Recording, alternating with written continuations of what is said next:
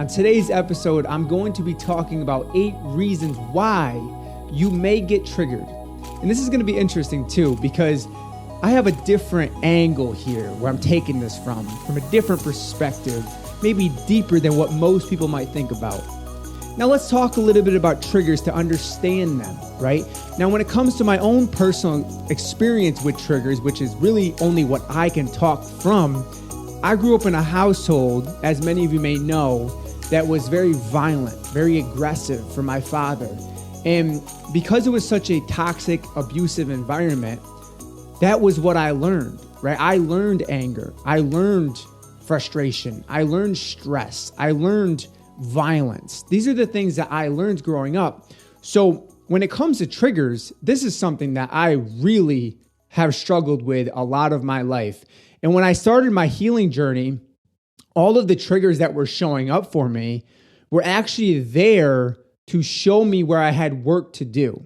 So you have to first understand that triggers are actually there to help you further ascend in consciousness. But we can't play the victim role. We can't think that random things just happen to us. Things just happen by accident. Because one thing I will tell you, there are no accidents or coincidences in this universe. Everything is designed perfectly. And when you can really tune into this, you actually begin to hear the humor of the universe. So let's dig right into these 8 reasons why you get triggered. Number 1, it's a part of your karma. Now, when we look at karma, we incarnate into this body. Our soul takes on this form, and we get what's called a karmic blueprint. And within that karmic blueprint, we have unique karma that we are working through. That karma may be judgment.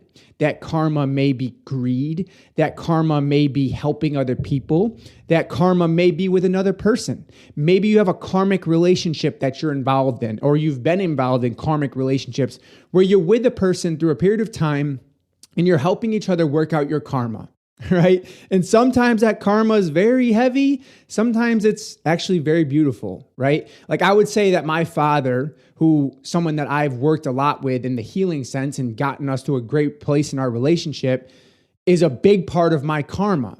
My sister and her heroin addiction has been a huge part of my karma. Now, I would say that it's my karma because it's something that I'm working through so I can further heal myself, so then I can further help others heal.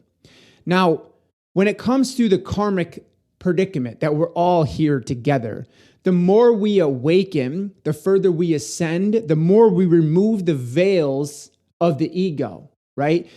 If all of the veils of the ego were to be removed at one time, and you were to see yourself as you truly are, you would be blinded by all of the love and light that you really are. I just want to throw that out there, okay? So a lot of times we experience things in our life as a part of our karma, and we can actually see it as that and understand it better. Number 2, it's exposing insecurity or fear. I love this saying, if you spot it, you got it. Now, have you ever seen something in someone that you absolutely hated, but then maybe you took a little bit of a deeper look at it and you're like, wow, I actually hate that about myself. That actually makes me feel insecure. That little trigger activated that little bit of fear, that little bit of residue of fear within your unconscious part of yourself, within your unconscious system. And you go, wow, that actually makes me feel very afraid. And it's triggering back this old residue of fear. That is why the trigger is being brought to you. The universe is sending that to you to expose that insecurity, to expose that fear for you to remove it. Okay? Because triggers are there for you. We have to keep looking at triggers as something that are beneficial. It's showing us where we are not. It is showing us where we have work to do. Number 3, you haven't learned the lesson. How many times, and I know I've done this personally myself, I would get into a relationship would end, and then soon after, I would be in another relationship. And then all of a sudden, I'm like, man, this feels really familiar. And I was being triggered by the same things. The same type of problems were arising within that relationship. Why? Because I didn't learn the lesson. I wasn't ready to learn the lesson yet. And we can only ever learn lessons when our ears and our eye is aware of what is being brought to us. You don't know what you don't know, right? And so when you don't embody the lesson, what the universe is trying to teach you, what the universe is sending to you, then it will keep being sent to you in order for you to heal it. It's going to keep showing up. What you don't heal will continue to repeat itself in your life. So that's why I ask you right now, what areas of your life are repeating? What patterns are repeating? Is it a relationship? Is it your financial situation? Is it your health? And that's where the yo-yo effect comes from. When people, they lose 20 pounds, but then they gain it right back. They lose the 20 pounds, they gain it right back because they're not truly embodying the lesson. They're not really learning what the root of the problem is. And that's why it keeps showing back up. And I know that happened with me and my weight for a long time. I was 80 pounds heavier at one point. And my weight kept fluctuating back and forth. I'm like, man, why can't I just lose this weight and keep it off for good?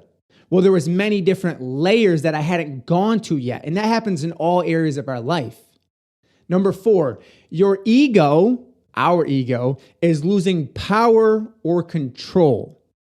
Now, we feel really triggered when maybe we're in a conversation with somebody. This is a good example that's coming through right now. We're in a conversation with somebody, and maybe the conversation starts to turn more into an argument.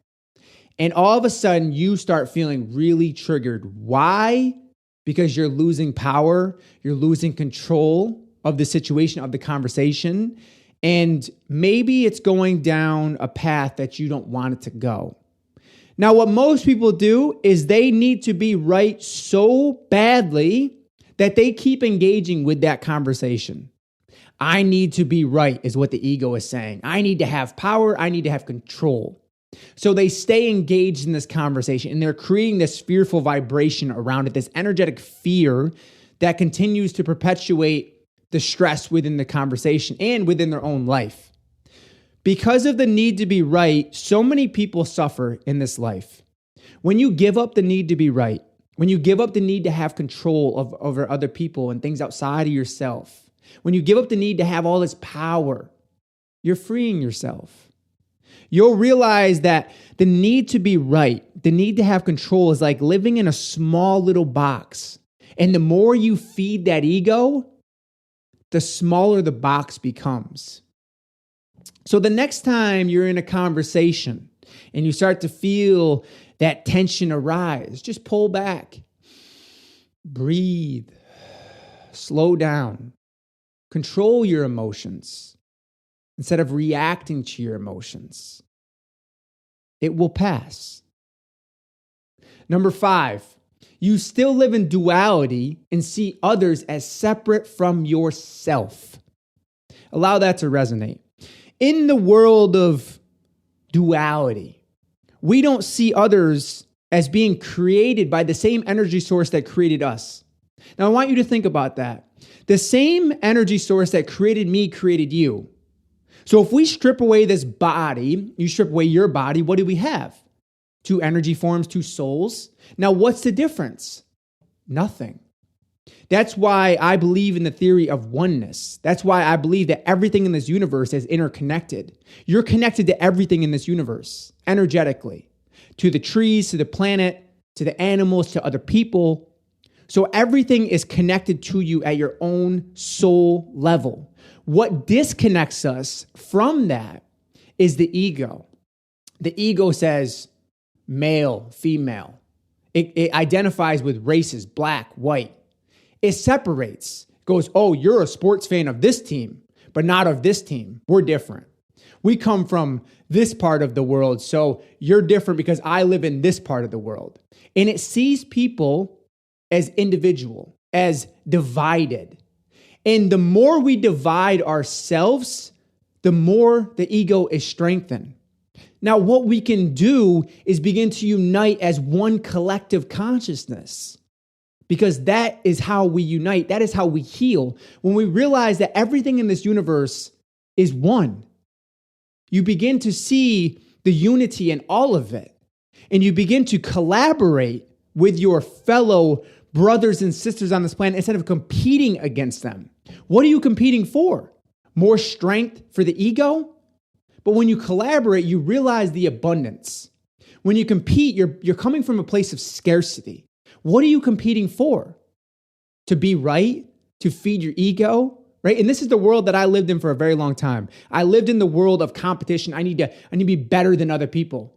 Who cares about being better than anyone? You should be working towards helping other people heal and awaken, not trying to be better than other people.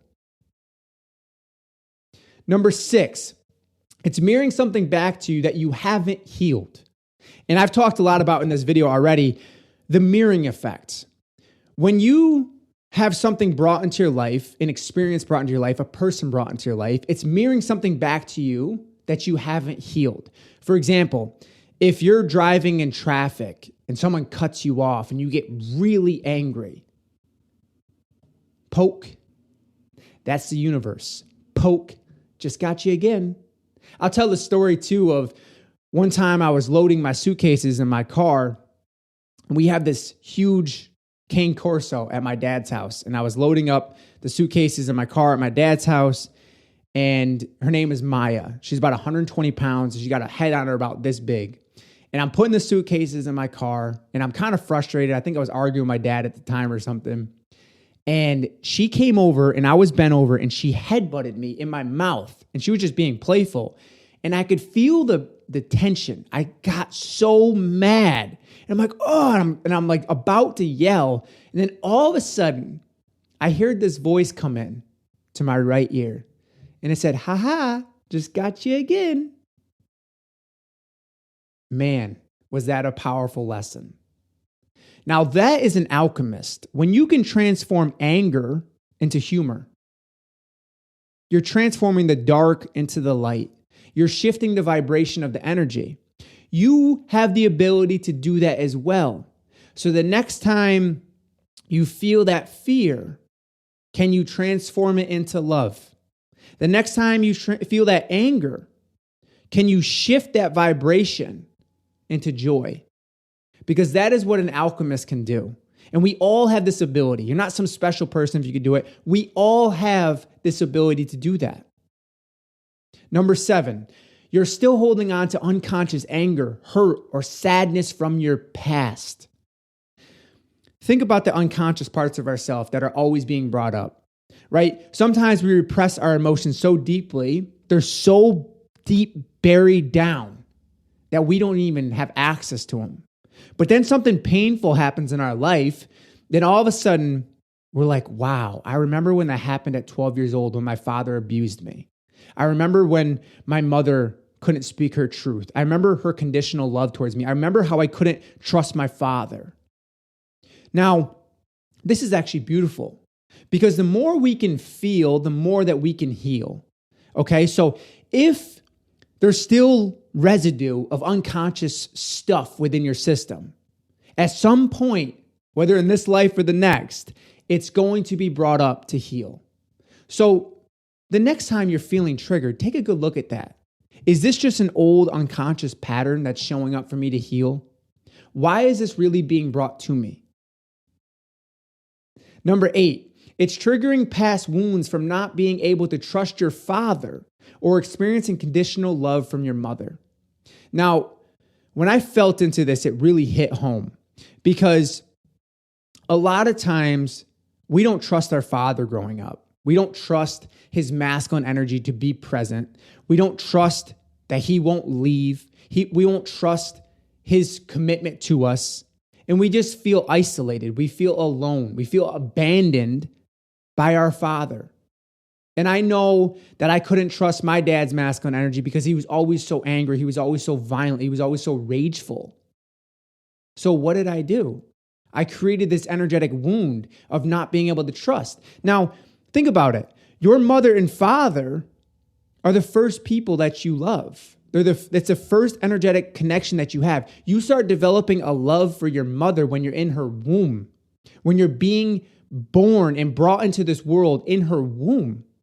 So if she only ever loves you conditionally, meaning I will love you if, I will love you when you clean your room, I will love you if you change this about yourself.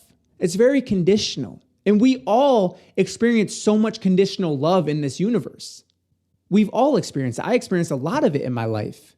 So that's an old wound. And that's a part of the reason why we get triggered. Maybe when we're in a relationship and we're experiencing a lot of conditional love from a person, it's actually going deeper. It's mirroring back to us our own conditional love that we experience from the feminine heart, from the mother, from the feminine energy that was brought to us.